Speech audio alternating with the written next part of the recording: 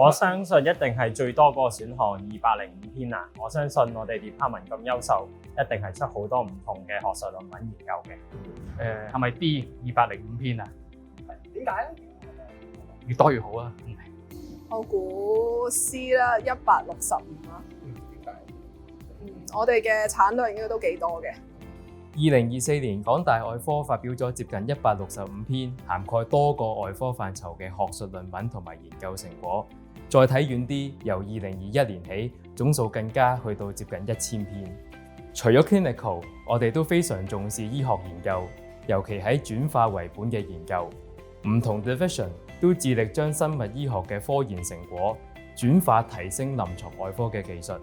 例如小兒外科就住先天性巨結腸症嘅基因研究，乳腺外科嘅乳癌基因研究，同埋血管外科研究血管腔內主動脈瘤修復技術，都為外科治療不斷咁注入新嘅動力。